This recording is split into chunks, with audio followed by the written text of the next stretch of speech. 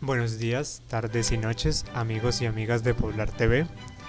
Hoy vamos a hablar acerca de un tema muy particular y es sobre el arte. ¿Qué se entiende por arte y por qué el arte de ahora, de nuestra generación, no es igual al arte de otras épocas? Pues bien, todos tenemos una definición propia de arte. Todos hemos contemplado algo y hemos dicho, vaya, eso debe ser arte. Y a pesar de todo, tenemos en nuestras definiciones propias ciertas diferencias y ciertas cosas en común, pero ¿qué se entiende por arte? El diccionario filosófico Rosenthal-Ludin define el concepto del arte como una forma específica de la conciencia social y de la actividad humana, consistente en un reflejo de la realidad a través de imágenes artísticas. El objeto específico del arte está constituido por las actitudes estéticas del hombre frente a la realidad. Su objetivo estriba en la aprehensión artística del mundo. Entonces digamos en suma cuenta que el arte es la forma en que el hombre ve y plasma su realidad. Por eso diversos filósofos y pensadores discrepan acerca del origen del arte. Por ejemplo, para Carlos Marx, el arte no es sino un reflejo de la conciencia de clase de los individuos, entonces para un burgués el arte no es lo mismo que para un proletario o un obrero. Pero según para el poeta Goethe y otros románticos, el arte es una manifestación del genio del artista que se materializa por medio de una técnica. Por eso algunos artistas son considerados como genios. O para Freud, que el arte no es más que una forma simbólica del inconsciente humano y sus deseos insatisfechos. Pero esto no explica por qué el arte de ahora no es parecido al arte de antes. Vemos cómo los museos de arte de la actualidad están abarrotados con cuadros chorreantes, manchas de muchos colores, esculturas amorfas y figuras distorsionadas, muy por el contrario de los cuadros del Renacimiento que mostraban a los cuerpos humanos, de manera dramática y con tornos iluminados y expresivos. Entonces, ¿qué marcó la brecha entre el arte de ahora y el arte de otras épocas? Principalmente del arte renacentista y barroco al del arte modernista. Bien, para explicar esto tenemos que remitirnos al descubrimiento y a la conquista de las Américas, fecha que marcó un hito en la historia de la humanidad, porque la diferencia cultural y social y continental abrió una brecha estrecha entre la inquietud que tenían las personas de la época. Todos estaban locos por saber cómo era el hombre, cuáles eran sus proporciones, qué tenía un ser humano por dentro, cómo se dibujaba un ser humano aquí, bla, bla, bla, bla, bla. Pues bien, el ser humano se convirtió en esa piedra angular del pensamiento y todo orbitaba alrededor de este.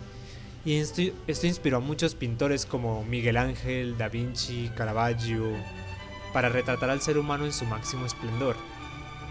Pero en la actualidad, ni Miguel Ángel, ni Da Vinci, ni Caravaggio tienen la autoridad para decir qué es el arte. ¿Por qué? Se estarán preguntando. Bueno, ni Miguel Ángel, ni Da Vinci, ni Caravaggio tuvieron que afrontar una Primera Guerra Mundial, una Gran Depresión, una Segunda Guerra Mundial, una Guerra Fría, una recesión económica, una caída de las Torres Gemelas. Todos esos acontecimientos que marcaron la vida de las personas de este siglo y que les demostró la fragilidad del cuerpo humano y del espíritu social. El filósofo francés Michel Foucault sostiene que el autor de la obra artística no es una persona, sino un concepto que solo puede captarse en términos de circunstancias sociales, políticas e históricas. Sumémosle a todos estos atributos la relativización de los saberes humanos. ¿Qué es lo relativo? Bueno, es algo de manera parcial, algo que no es absoluto y que por lo tanto solo está en cierta medida. O sea, los saberes no son absolutos y no pueden ser generales. Lo mismo ocurre con el arte. Algunos artistas de las vanguardias del siglo XX entendieron el arte como la experimentación subjetiva de la sensibilidad propia. Entonces, todo lo que yo quisiera que fuera arte estaba en la capacidad de serlo al no haber reglas absolutas y definitivas que definieran el arte. Además, tengamos en cuenta que el modernismo se caracteriza por la innovación y la experimentación de las artes. Los artistas modernistas deseaban distanciarse de las convenciones del realismo. No creían que el arte pudiera o debiera ofrecer una observación crítica de la realidad.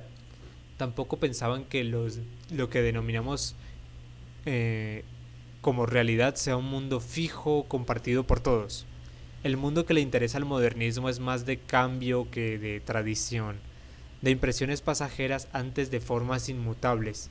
El arte modernista rechaza el realismo y desea que reconozcamos que la obra de arte es un artificio, una construcción. Como proposición adicional, podemos decir que el cuerpo humano ha sido más que explorado por un número considerable de artistas. Por lo tanto, a pocas personas les causaría un goce verdaderamente artístico ver actualmente a una Mona Lisa, y preferirían sin lugar a dudas ver la figura de un cadáver desparramado sobre una alfombra de seda. Véase los trabajos del artista Damien Hirst. Esto no significa que los artistas posteriores del Renacimiento y el Barroco no hicieran trabajos excelentes en su campo de acción, como por ejemplo los cubistas con Picasso, los dadaístas con Tristan Tzara, los experimentos surrealistas como la escritura automática, los cadáveres exquisitos y los cuadros de Salvador Dalí.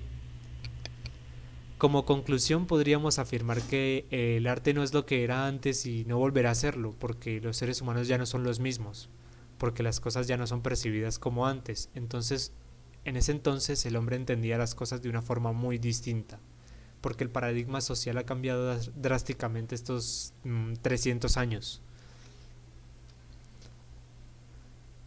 Bueno amigos, esto ha sido todo en nuestro video. Por favor comenta en la caja de comentarios cómo te pareció este pequeño ensayo auditivo. eh, Dale un like, comparte nuestra página si te gustó, eso nos ayudaría bastante y por favor suscríbanse.